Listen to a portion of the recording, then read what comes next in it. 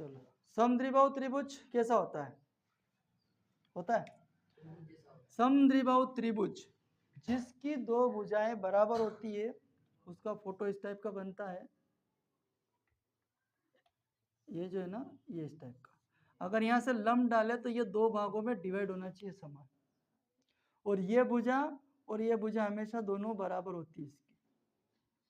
इसको बोलते हैं समद्विबाहु, जो दो समान भागों में त्रिभुज को डिवाइड कर दिया अपन। यदि बिंदु, यहाँ जो बिंदु होगा ए, उससे यदि हम भुजा पे लंब डालेंगे तो दो भागों में क्या करेगा? बराबर डिवाइड करते। समद्विबाहु मतलब समान दो भागों में विभाजित करना। समझ गए आप? समरूप की बात अलग होती है, समरूप होते हो दो सिक्के एक जैसे होना। चलो,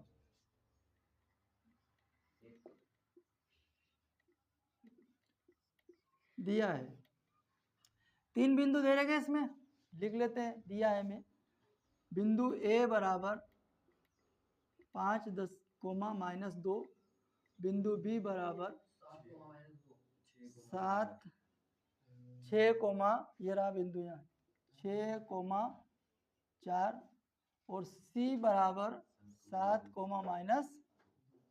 ये तीन बिंदु दिया गया। अभी जो पढ़ा ना वैसा वैसा इसमें भी पढ़ना है आपने को, चक्रीक्रम चलाना है इसमें भी। कैसा चलाना है? हाँ, फिर ए बी, फिर बी सी, ये से चलेगा है। ये पहले ए बिंदु, बी बिंदु और सी बिंदु। पहले ए बी को लेंगे, है ना? तो सबसे पहले ए बी लेंगे अपन, तो प्रश्न अनुसार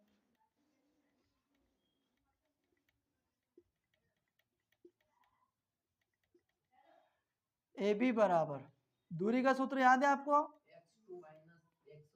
x2 माइनस x1 पूरे की घात 2 प्लस y2 माइनस पूरे की घात 2।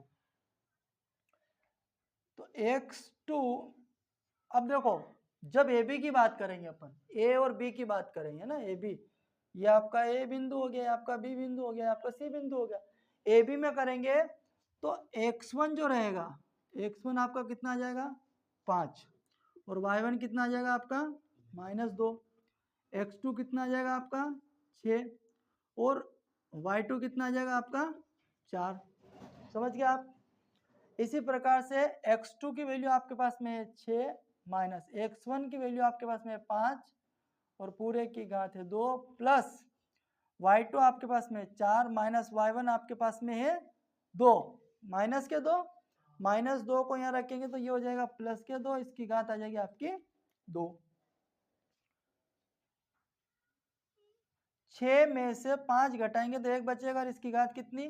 2। 4 और 2 कितना हो जाएगा? 6, और इसकी घात कितनी? तो ये हो जाएगा आपका 1 का वर्ग 1, 6 का वर्ग 36, तो दोनों आ जाएगा आपका ए बी बराबर 36, और कितना आ जाएगा? 37 आ जाएगा। तो ये आपकी ए बी आ गई, ठीक है? ये आपको अभी पता चल गया। इसी प्रकार से अब अपने को क्या लेना है? अब बिंदु लेना है अपने को बी सी। क्या लेना है अपने को? B C. तो पहले बी वाला जो मान होगा, बी बिंदु के जो निर्देशांक होंगे ये x1 y1 के होंगे, और सी के जो होंगे x2 और y2 के होंगे। क्लियर हो गई बात? तो बी सी लिख लेते अपन, बी सी बराबर x2 माइनस x1 पूरे की घात 2 प्लस y2 माइनस y1 पूरे की घात 2। ये हो जाएगा आपका x2। अब x2 में आपको किसको लेना है? c वाले मान को लेना है। समझ गए आप? तो x2 में c का मान आएगा तो यहाँ कितना आ जाएगा? 7, और x1 में आपको लेना है 6, -6, इसकी घात कितनी लगा दूं मैं? प्लस y2 में आपको लेना है माइनस के 2, और y1 में लेना है आपको प्लस के 4, इस पूरे की घात 2 बराबर 7 में से 6 घटाएंगे तो 1 बचेगा, प्लस माइनस के 2 और माइनस के 4, माइनस माइनस प्लस, और 6 हो जाएंगे 4 और 2, इसकी घात आपकी आ जाएगी 2, है ना? तो ये हो जाएगा आपका, ये बी सी चल ही रहा है भुजा बी सी, 1 का वर्ग 1, और -6 की घात 2 मतलब -6 को जब लिख के मल्टीप्लाई करेंगे तो प्लस के कितने आ जाएंगे भैया 36। तो BC बराबर कितना आ गया आपका 37। इसका भी लिख लो मात्रक, मात्रक दूरी है तो सबके इसमें लिख लो मात्रक, कोई दिक्कत नहीं है। अब अपने को बिंदु ये हो गया, अब बिंदु AC पे चलना है अपने को, है ना। तो CA आएगा, CA में C वाला जो मान होगा, C वाला जो दे रखा है आपको, इसको 1 मानना है और A वाले को 2 मानना है। x1 y1 x2 y2। फिर लेते हैं अपन AC। AC बराबर सूत्र आ जाएगा x2 माइनस x1 पूरे की घात 2 प्लस y2 माइनस y1 पूरे की घात 2।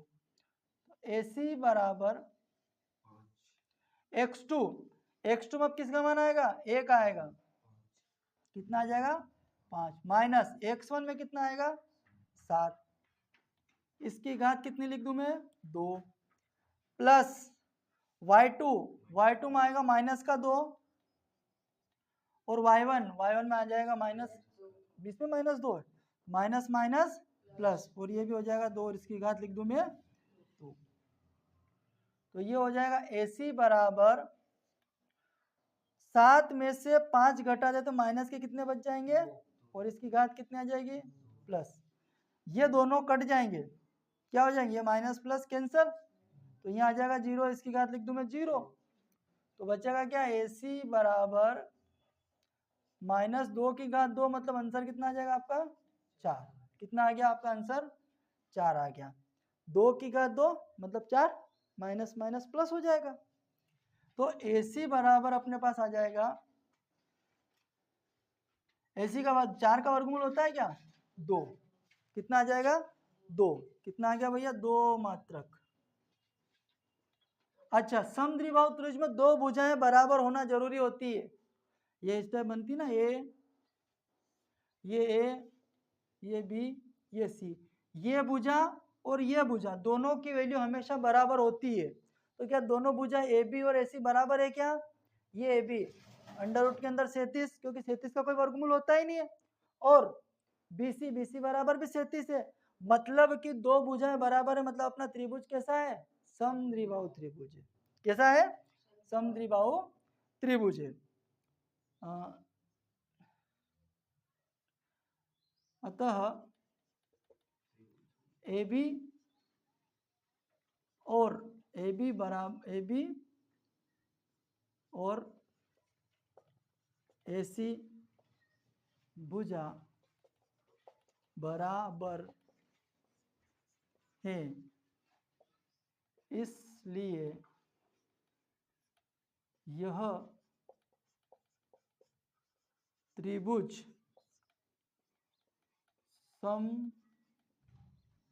समद्विबाहु त्रिभुज होगा।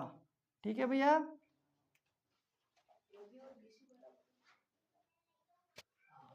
AB और AC लिखा ना, AB और AC